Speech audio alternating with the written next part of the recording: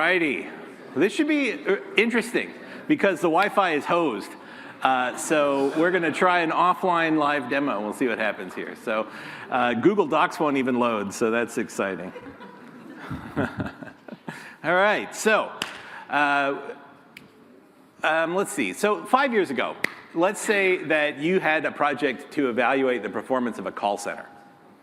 I thought that it might be interesting today to look at kind of a practical example of a workflow using large language models and GenAI and agents and all that kind of stuff. So I cooked one up, and it's focused on evaluating the performance of a call center. So 5 years ago, if you'd been doing this, you would be doing things like pulling in call center agent notes, like from call logs, that sort of thing, because nobody had audio files really 5 years ago. And then you'd have to deal with the lawyers who would say, you can't use these notes because there's sensitive PII in them, and you might inadvertently stumble across somebody's social security number or somebody's bank balance or whatever it might be. And so once you jump over that hurdle, maybe you write some code to scrub out all the PII, and you're doing like word searches for 9-digit numbers and that sort of word searching type stuff. And then finally, you've got your data pipeline built, so you've got a starting data set of text, free-form text. And so the first thing that any data scientist would do is what? Draw a word cloud, which those are awesome. They go really good in a PowerPoint deck.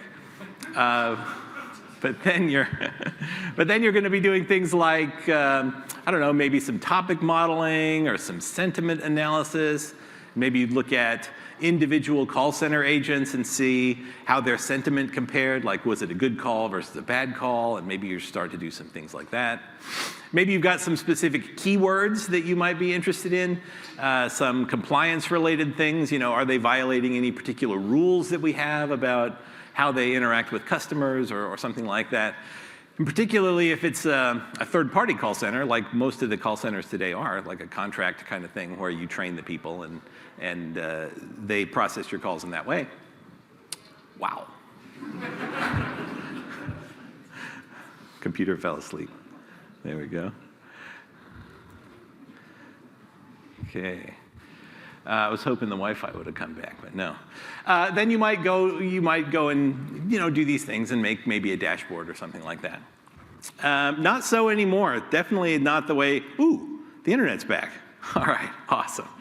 So what I thought about when I was doing this is let's go ahead and find some data, which didn't exist, so I had to cook it up from scratch using large language models. And then let's analyze that data and process it and kind of see what maybe a more modern, I suppose, evaluation of a call center might look like. Now, I'm no call center expert. I work at a software company called Zerve. That's the tool that I ended up building all this stuff in. And so we're not going to do like the Zerve commercial thing. I think we're just going to go into the kind of the details of how I cooked this thing up. And then, and the Wi-Fi's gone again. Okay. And then we'll kind of hopefully stir some ideas and how things might work. So let's see here. So I started out by wanting to cook up some scripts for what these interactions might look like. And so it turns out that when you use the text-to-speech models with OpenAI, there are like 9 different voices you can use. And so I decided to make those each individual call center representatives. So those call center representatives, they each have a name corresponding to each of the voices that you can get out of OpenAI's text-to-speech model. And I initially started out by cooking up some characteristics. And so here I told, in this case, O1, here's a list of call center agents, make up a description for each one, and then choose 2 of them to be very poor at their jobs. So I don't know which 2 it cooks up. And every time you run it, it'll choose different 2. So anyway, that's kind of the starting point. I've got 9 agents. And then, so then I went to cooking up those transcripts. And so this is a bank call center. And so this is consumers calling up their bank and wanting to know, like, what's my account balance, or why is this transaction fraudulent, or whatever. And so I wanted to feed it some context, something to make the transcripts a little more interesting. So I cooked up some hold times over time. And then I also selected the agent at random. And then I asked for a topic. So what is this person calling about? And then I asked for some demographics for the caller, right? Where are they from? You know, what's their income? You know, that sort of stuff. And this is using our generative AI blocks. That actually integrates not only with OpenAI, but also with Bedrock and all of the other places where you can get those models. So if I wanted to go into one of these guys and hit this drop down, this guy's using Claude 3, Haiku. I could click this, if the internet was actually working, I could click this down arrow and I could see the full list of models and I could pick a different one and try different stuff. So in this thing, it's a mix of Bedrock models and OpenAI models that I'm using. But there's lots and lots of options that you can use, like they said previously. So then all of these responses here are feeding into another request where I'm asking it to generate a script of a conversation between the caller and the agent about a particular topic. And here's the caller description and all that. You can see the prompt that I pass it. One thing that you might not notice right away is that this says 50 concurrent runs. So one of the things that we can do at Zerve is what we call the fleet. And the fleet is a distributed computing technique, right? So all of the processing and execution that happens in Zerve happens serverlessly. So whenever I run code, it spins up lambdas in this case, although it, you know, whatever, it could be Kubernetes or on-prem or whatever. And so it turns out it's really easy to spin up lots of those. So if I wanted to generate 50 scripts and convert them all to speech, I could do them one at a time. Or I could create a big server and then manage a pool of resources and use multiprocessing or something like that. With the fleet, it's really easy. All I have to do is say, hey, do this a bunch of times. And it spins up the servers and handles it and manages it and so on. So I'm getting 50 scripts out of this. And then this next guy here is converting them into speech. And so here you can see we're using the TTS, the text-to-speech in OpenAI.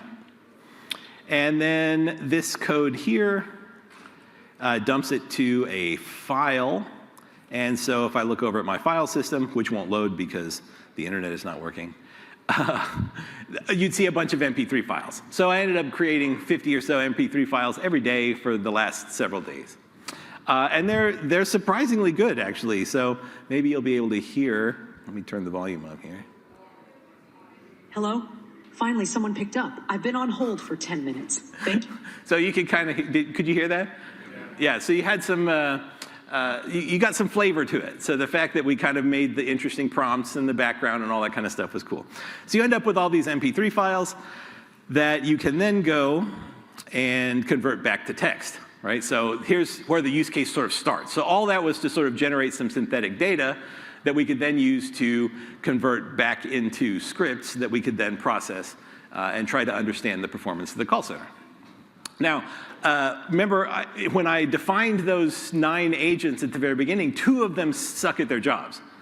And so ideally, it would be good for us to be able to figure out which 2 agents it are. Unfortunately, the internet's not working, so we can't actually check to see if we were right. But anyway, it is what it is. And so what we've got here, I went ahead and used Whisper to convert it back. And so here's the list of all the files, which won't load because the internet's not working. And so I'm getting that list here. And then you can see I'm using Whisper down here in OpenAI to convert those guys back to text, which was surprisingly good. Whisper always surprises me. It's so good at speech to text. So converting back to text here, storing that out as a data frame. And then all at once, by the way. So in this case, we processed 99 audio transcripts, and you'll notice that it took 19 seconds to do that. Rather than processing them one at a time, we're processing all 99 simultaneously by spinning up 99 lambdas, which is great from a wall clock perspective because, you know, only 19 seconds pass, and it doesn't actually cost anymore because it's the same amount of compute as if I'd done it one at a time. It's just stacked up across 99 lambdas instead of stretched out across, you know, a loop of 99 objects, which is a really cool way to do it. So then pulling those back together, and in this case, I'm writing them out to Snowflake, because at the end of the day, that's just happened to be where we were storing the data. And so this is writing all of those transcripts out to a table in a Snowflake database. And then comes the analysis. So I did 4 different analyses, and I started out by querying. So this is a SQL block. So another cool thing about Zerve is that it's multilingual. So I can do SQL and R and Python all in the same project. And it's collaborative. So like if you could see, if the internet was actually working, you would be able to see other people's mouses move around, and it's a very Google Docs-like experience. So you can all get in there and edit code and write code and collaborate in a really interesting way. So I wanted to see 4 different analyses to look at. One by day. So I wanted to see, okay, did I have a good day? Did I have a bad day? Extra call volume, that sort of thing. The second is compliance violations. I wanted to find out if the large language models could pick up on any compliance type. Now, I didn't define compliance violations. I just left it up to the LLMs. And if you actually had a call center and you actually had policies and you actually had to worry about compliance, you could teach the LLMs all that kind of stuff. But in this case, I didn't know. So I didn't specify. And then I did kind of an overall analysis, like give me an analysis of how things went over the last couple of weeks, and then by agent. So let me find the agents and give a kind of a review of their performance. All of this happens to be in Python, except for one block. This guy here is in R, and it was just to demonstrate that you could do both at the same time. And then what I did is I took all of that and I dumped it out to QuickSight, which is the Amazon's dashboarding tool, which is pretty neat. Let me zoom in a little. Hopefully it won't kick us out because the internet's not working, but we'll see what we can do. And here's what we thought. Okay, so we had extended hold times, waiting for 5 to 15 minutes. These are the issues, right? So incorrect query handling, repetitive verifications, inconsistent resolution paths, and slow system updates and delays. So interesting. I asked, part of my analysis was to give me on a daily basis to calculate the percentage of calls where there were mistakes. And so I have a readout here of how often agents were making mistakes. That's all I put. How often were there mistakes? So you could define these things all in a much more detailed way and get a much more specific result. The models are just so good that it's like, okay, let's give it a try and see what happens. And if we need to add more detail, then we can. Here's a plot of compliance issues over time. I only had one pop up in the hundreds of calls that I ended up simulating. It happened in the middle of the night on March 9th. So the call actually started on the 9th at like 11:59 or something, and then ended on the 10th. So that's why the dates are different. But in this case, the accounts balance was disclosed without performing identity verification. Okay, well, that definitely seems like a compliance violation, which is great. I mean, it's not great that it happened, but since they're fictional people, I will let it slide, I guess. And then here is the agent performance stuff, which I thought was really tremendously interesting. So here's Alloy. That's one of the ones, and he's got a lot of strengths and just a very few weaknesses. Sage here has a few weaknesses. Needed repeated clarifications. Overall, a warm tone for Sage, which is nice. You want a warm tone, I suppose. Fable had initial confusion in several early calls, repeated verification mix-ups, that sort of thing. So I can get in and suddenly I have performance reviews on all of my call center employees that are actually looking at the specific details of what's going on in the individual calls, which is tremendous. And keep in mind that none of what's going on here has any actual subject matter expertise when it comes to how call centers are supposed to work. So I didn't say, okay, here's what compliance means. I didn't say any of those kinds of things. The really interesting part about all of this is that I didn't actually write a single line of code for any of it. I just used large language. I just used our AI assistant to generate all these blocks and all this code to produce this entire analysis. Now, I did have to make the QuickSight dashboard, and I'm sure QuickSight has APIs and stuff like that, but I didn't end up utilizing the APIs and stuff to generate the dashboard. So I did cook up the dashboard by myself. But at the end of the day, when you're building these large language model powered, when you're building anything these days with code, we've gotten to the place where you don't really end up writing much code. You end up, in some cases, copy-pasting, or in this particular case, looking at using an AI assistant. Cursor has a lot of really similar type things. We saw, I think, Lovable generating apps and things like that. So the kind of landscape for doing this is really interesting. But one of the things that's really unique about this particular setup is that it handles all of the DevOps-y type stuff for you as well. So, like for example, if I wanted to build an API, that's what I've done here. So in Zerve, you can create different types of layers. You can have SageMaker deployments and scheduled jobs and create your own APIs. This particular API just returns the compliance issues as a data frame. So in this case, I just create a couple of routes and then click deploy, and boom, the API is built and deployed and ready to go. So if the internet was working, I could go out and we could create one here, which is great. So think about this. How many folks in this room would feel comfortable writing a SQL query by hand? No LLMs, no cheating. Keep your hands up. And of all the people in the room that are comfortable getting their own data, put your hand down if you wouldn't feel comfortable, say, training a random forest. So if you can, so these are now the hands up, the people who can write a SQL query and train a random forest. Okay? And now put your hand down if you could take that random forest and deploy it, like put it in a Docker container and spin up a server to host it, and then put it out there, and you could write the API and get everything going so that somebody could go to their terminal and use curl to make a request of your random forest to get a prediction back. Okay, so all these people, the average salary of the people with the hands up is increasing as we go down this road.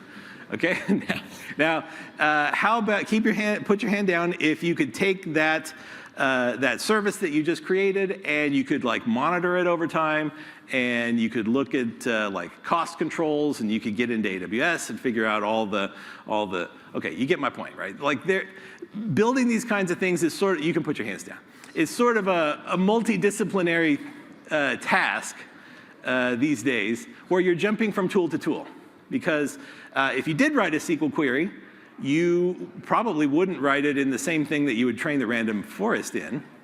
And then once you built that random forest, you probably wouldn't deploy it in the same environment that you trained it in, right? Maybe you train it in a Jupyter notebook, but then you're deploying it with VS Code on some, in some other setup, right? So the story of building and deploying these things when the internet is working is a lot more complicated than it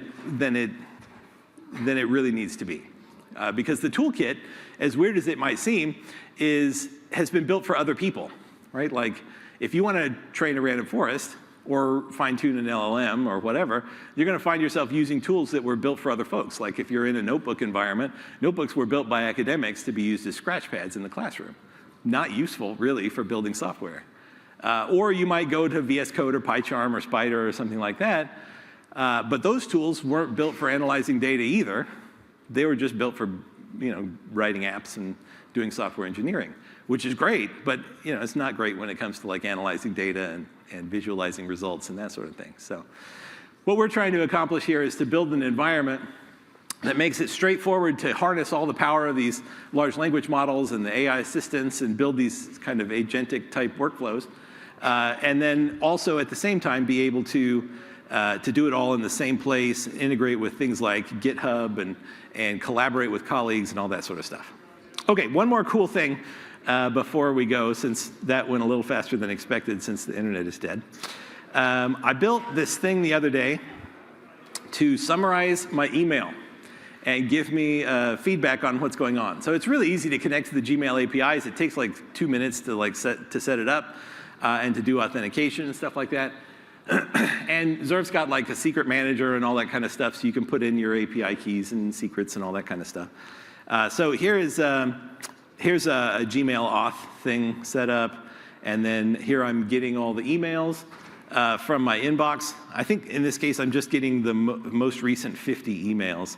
And then I'm using the fleet again, and I'm passing all of those to a large language model. 33 emails in my inbox apparently, when this was run anyway.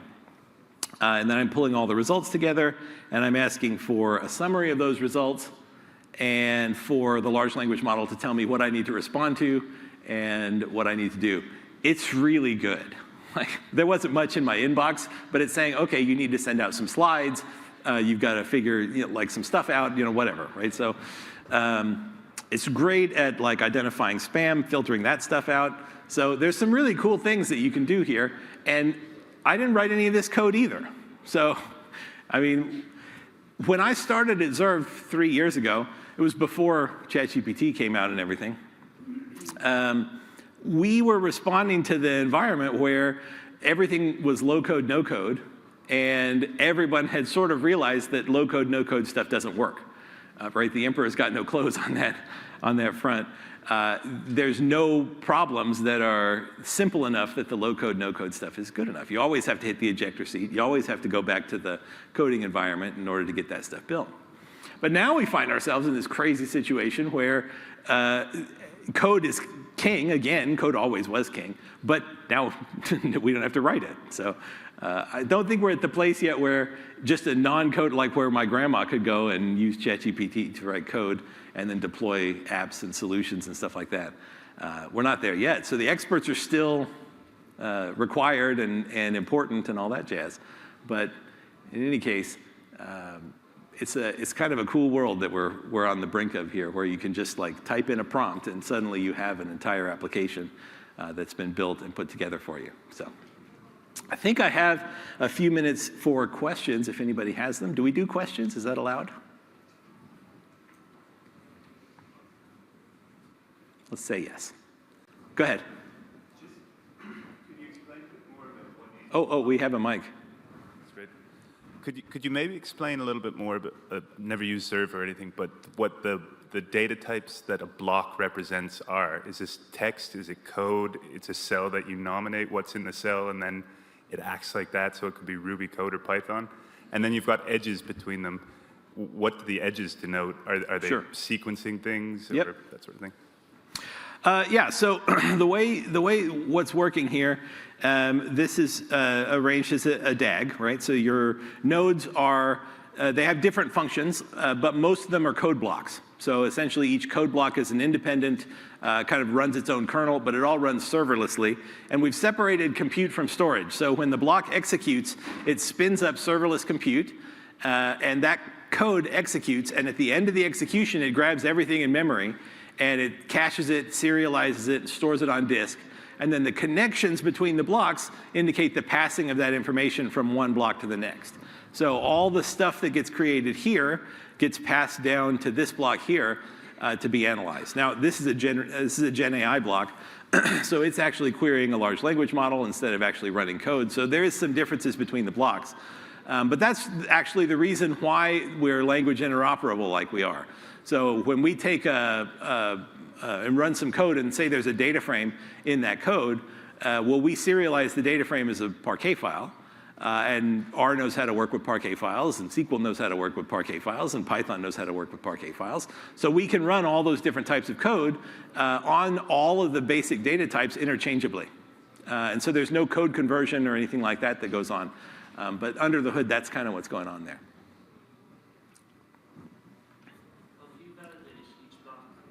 What's that? How do you validate the output of each block as it goes through the workflow? Validate the output? Just to make sure there's no hallucinations or... Oh, I see what you mean. Do you get me? So, because if the workflow, if there's an issue earlier on in the workflow, it's going to, propagate. Yeah. So we're a coding environment at the end of the day. So we don't we're going to rely on the user to figure out the validation as they march down this path. You don't have to use the GenAI blocks. Most of my projects don't. But in this case, it's very GenAI heavy. So one of the things that we have done is put in a judge. So you can prompt multiple GenAI blocks, multiple models, and then feed that to another GenAI block and say, okay, which one is best? Use that one. Or distill these down into one answer, that sort of thing. So there's lots of things that you can do. But we leave it to the user to do those things.